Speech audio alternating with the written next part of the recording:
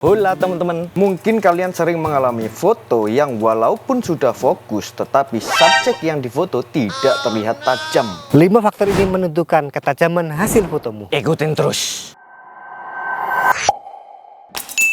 Emang bener, body kamera juga menentukan ketajaman hasil foto kalian. Walaupun banyak yang menyarankan untuk berinvestasi pada lensa daripada body, biasanya yang menyarankan itu bodinya sudah bagus, bukan body yang itu.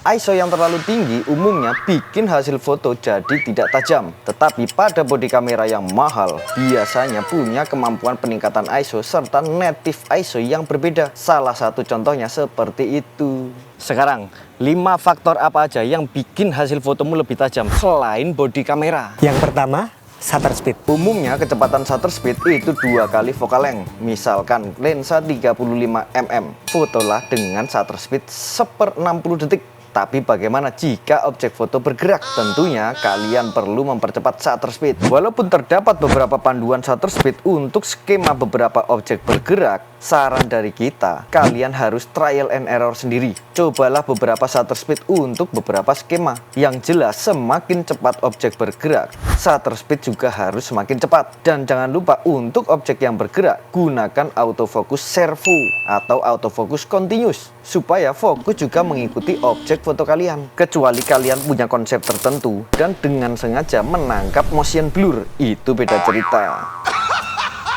Gampang lah ya shutter speed.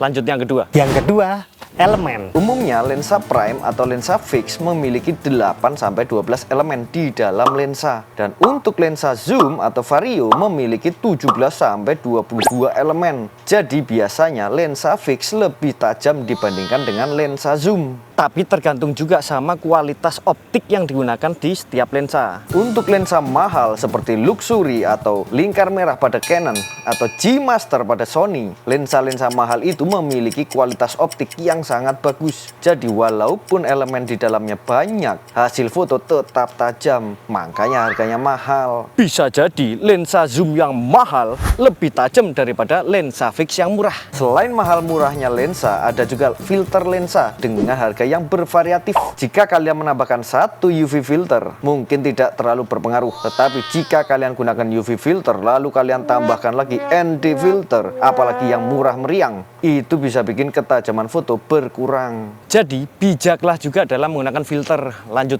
next. Yang lebih penting lagi, kebetulan kita lagi ada di Jogja, lebih tepatnya di hutan oksigen. Kalau mau tahu info tentang pohonnya, tinggal scan. Aku jadi penasaran, mau nyoba juga. Gila. Ketiga, kontras. Hati-hati sama autofocus. Saya kasih contoh single point autofocus. Pastikan kotak fokus berada di dalam objek yang akan kalian foto. Jika kotak fokus keluar dan background ternyata lebih kontras, bisa jadi fokus kalian akan berubah ke objek yang lebih kontras. Jadi pastikan kotak fokus berada di dalam objek. Itu dari sisi teknis. Sekarang dari sisi komposisi. Objek yang kontras dengan backgroundnya akan terlihat lebih tajam. Kalian bisa cari background yang lebih gelap dan kontras dengan objek kalian. Atau kalian bisa edit pencahayaan foto kalian supaya objek terlihat lebih tajam. Atau jika mau bermain dengan ilusi, pakai bantuan cahaya pada subjek kalian supaya objek kalian bisa lebih kontras dengan backgroundnya. Lebih greget lagi, jika punya modal lebih, kalian bisa beli lightning tambahan. Lanjut, yang berikutnya lebih penting lagi. Yang keempat, stabilitas. Yang dimaksud stabilitas itu bagaimana kalian membuat kamera tidak bergetar atau bergoyang saat dioperasikan. Umumnya adalah mendekatkan kamera ke badan serta mengencangkan tangan kalian. Itu pun kamera yang ada viewfindernya. Tetapi bagaimana dengan compact mirrorless atau kamera tanpa viewfinder? Tapi itu hanya pengambilan foto dari sudut eye level. Bagaimana jika dengan low atau frog angle atau sebaliknya high atau bird angle? Kalian bisa memanfaatkan apapun yang ada. Bisa dengan di pangku di lutut, atau bisa juga dengan bersandar di benda yang kokoh. Tetapi kalau kalian mau sedikit repot, ya pakai tripod. Itu jauh lebih bagus lagi.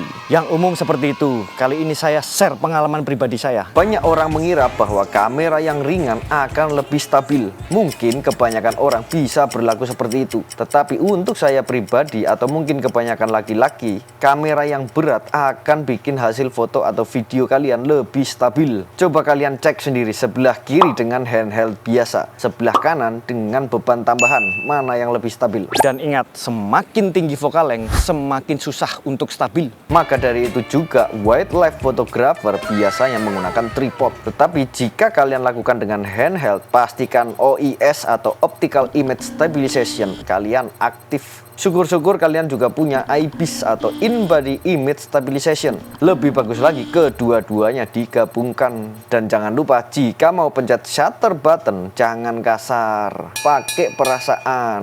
Kalau punya modal lebih, tetap disarankan pakai kamera yang punya IBIS. Next, selanjutnya, ini yang sering dilupakan.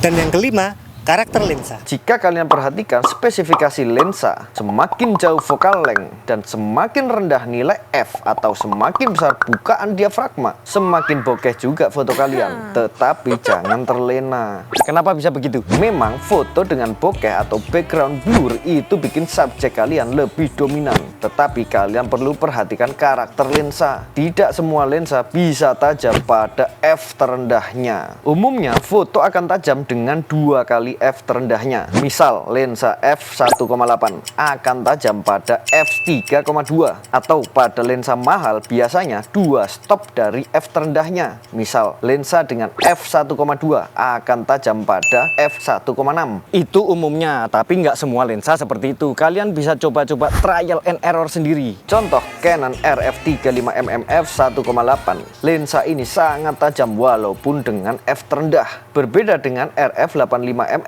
f2 yang kurang tajam pada f terendahnya. Tetapi jika kita lipat gandakan nilai f-stop antara 3,5 atau f4, hasil foto terlihat sangat tajam. Itu yang dimaksud karakter lensa. Jadi kalian harus bisa menguasai lensa kalian sendiri, oke? Nah ini bunga di tepi jalan, alangkah indahnya itu ini. Nih maksudnya ini nih tuh, tepi jalan kan. No ketrek. Kayak putih. Dari 5 tips tadi, ada satu hal yang paling penting dari semuanya. Sebenarnya jika berbicara tentang ketajaman, itu sama saja kita berbicara tentang micro kontras. Untuk foto yang tajam, micro kontras akan terlihat jelas. Sedangkan foto yang kurang tajam, micro kontras akan terlihat lebih bergradasi. Tips dari kita, jika foto kalian berakhir pada sosial media, tidak perlu terlalu mempermasalahkan ketajaman foto, karena tidak banyak informasi yang bisa dilihat dari sosial media. Berbeda jika kalian perlu foto untuk dicetak dengan ukuran yang besar, jelas ketajaman foto akan menentukan kualitas hasil cetak foto kalian. Itu tadi 5 tips yang bikin fotomu tetap tajam. Nggak blur-blur lagi, nggak misfokus, nggak bayang-bayang, pokoknya tajam. Kalau bermanfaat jangan lupa like, subscribe juga biar nggak ketinggalan tips-tips bermanfaat lainnya. Tetap di Foxykit.